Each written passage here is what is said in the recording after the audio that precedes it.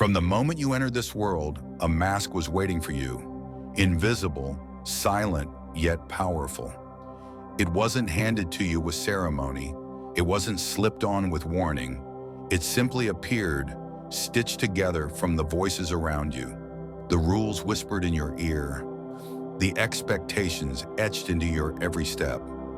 It was your family who first shaped it, with every smile when you behaved, with every frown when you broke the script.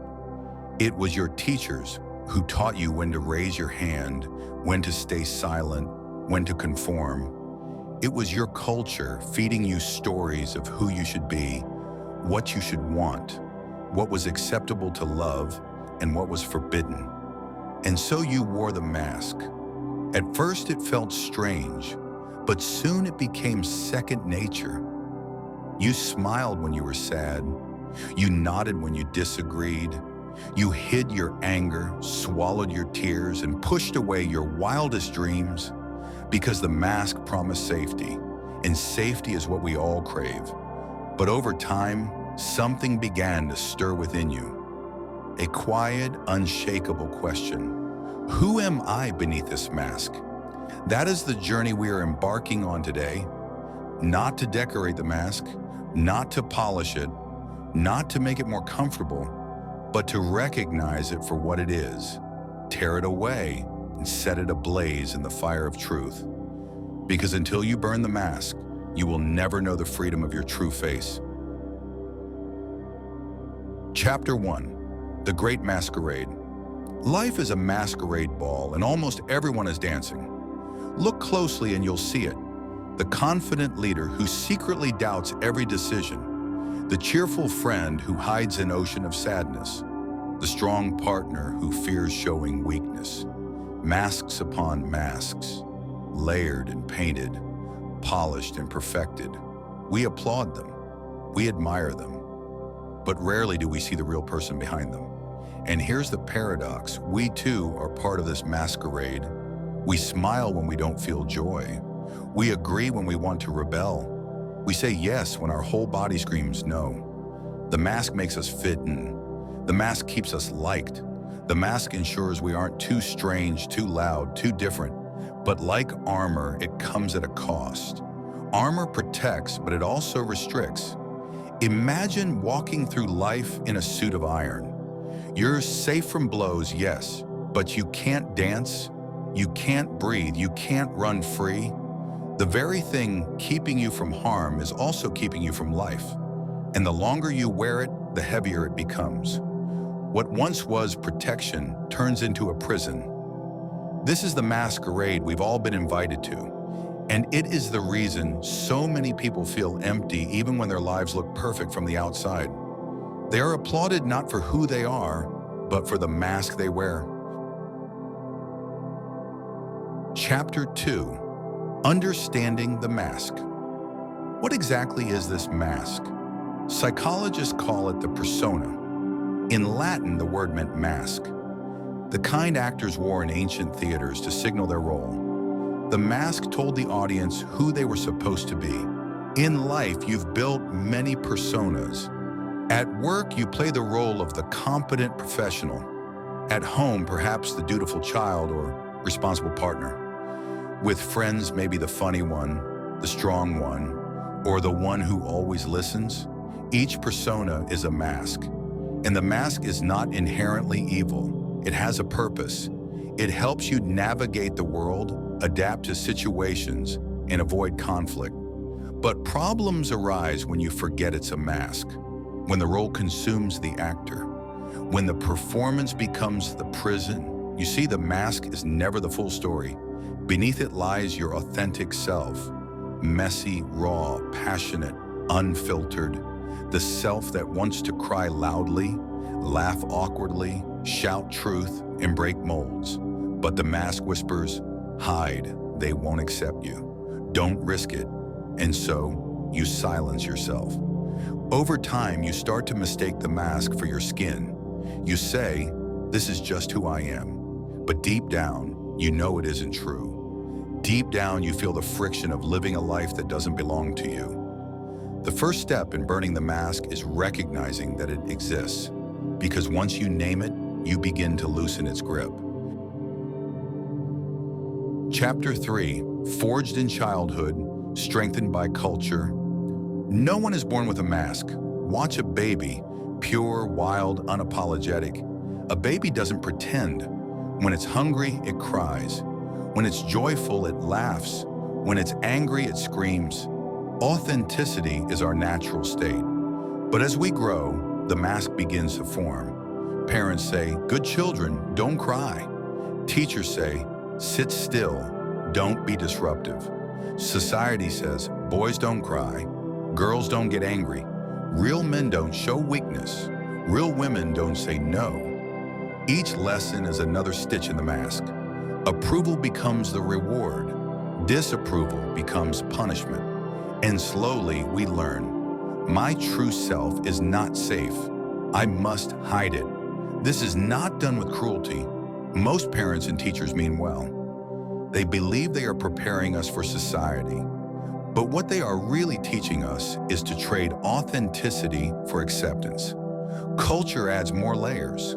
Movies, social media, and traditions tell us what is beautiful, what is successful, what is worthy. We copy, conform, edit, suppress. And so by the time we reach adulthood, the mask feels inseparable from who we are. But here's the secret. The mask was never truly yours. It was handed to you, built for you, conditioned into you. And what has been built can be unbuilt. What has been learned can be unlearned. Chapter 4, The Weight of the Mask. Consequences. The mask may protect you, but it comes at a heavy price. First, it drains you.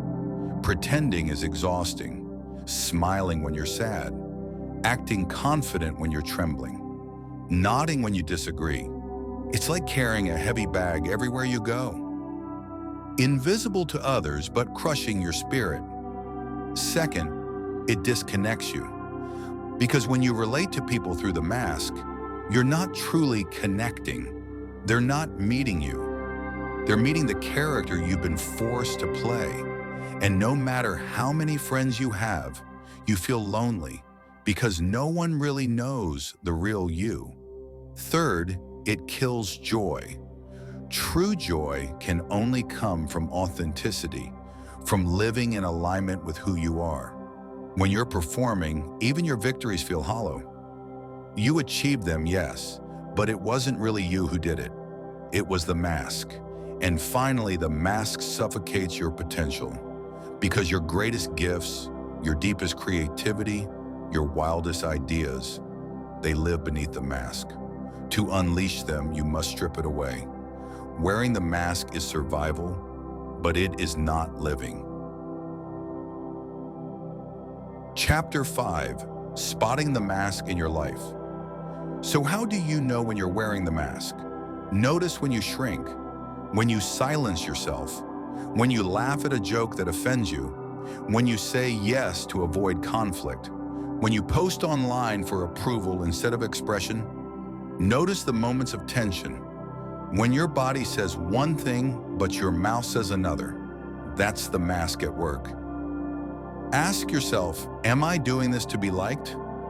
Am I saying this to avoid rejection? Am I hiding a part of myself right now? These questions reveal the mask. And once you see it, you can't unsee it. Chapter 6, The Fear of Removing It. Why don't we just rip the mask off the moment we notice it? Fear.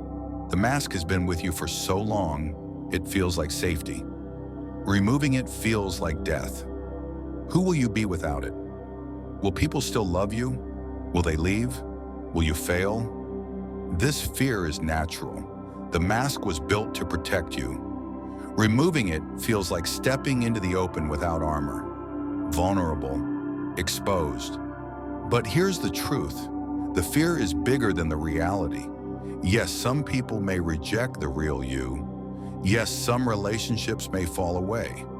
But what remains and what arrives will be real. And real connection, even with fewer people, is worth infinitely more than fake acceptance from many. Honor, Chapter 7, Cracks in the Armor, How the True Self Emerges. Even when the mask feels glued on, the true self always finds ways to slip through the cracks. It's the sudden laugh you couldn't suppress, the opinion you accidentally blurted out, the moment you cried even when you tried to stay strong. These cracks are not weaknesses. They are glimpses of who you really are. The more you allow them, the more the mask loosens. Authenticity grows like a plant breaking through concrete, unstoppable once it begins. Chapter 8, The Fire Ritual, Burning the Mask. So how do you finally burn the mask? Step 1, recognition. Say it out loud. This is not me. This is the mask naming it breaks its spell. Step 2, confront the fear. Write down every fear of being authentic. Look at them. See them for what they are. Shadows, not monsters. Step 3, small acts of truth. You don't have to rip the mask off in one violent motion. Start small. Say no when you mean no. Share one opinion you usually hide. Show one emotion you usually suppress. Each act weakens the mask. Step 4, the fire ritual. Literally or symbolically, burn it. Write down the roles, expectations, and lies you've been carrying. Light the paper. Watch it turn to ash. As the flames rise, so does your freedom. This is not just symbolic. It's psychological. Fire transforms. And as you burn the mask, you remind yourself, I am not this disguise. I am something greater. Chapter 9, Living Unmasked, The Power of Authenticity. What happens when you live without the mask? Freedom. The freedom to laugh loudly, cry openly, love deeply. The freedom to say no without guilt and yes without fear. Connection. Because now, when people love you, they are loving the real you, not the performance. Even if fewer people remain, those who do are your tribe, your soul family. Power. Not the power of control, but the power of alignment. When your actions match your soul, you unlock energy you never knew you had. Creativity flows. Courage awakens. Life begins to feel alive again. You were not born to be a mask. You were not born to be a role, a performance, or a shadow of yourself. You were born to be real, unpolished, unapologetic, alive. The mask kept you safe once. Honor it for that. But know this, safety is not freedom. Comfort is not life. The time has come to take it off, to hold it in your hands, to throw it into the fire and watch it burn. And when the flames die down, when the ash settles, you will look into the mirror and finally see not the mask, not the role, not the disguise, but the face that has been waiting since birth to be revealed. Your true face, the one the world has been waiting to see. Now step forward, the masquerade is over.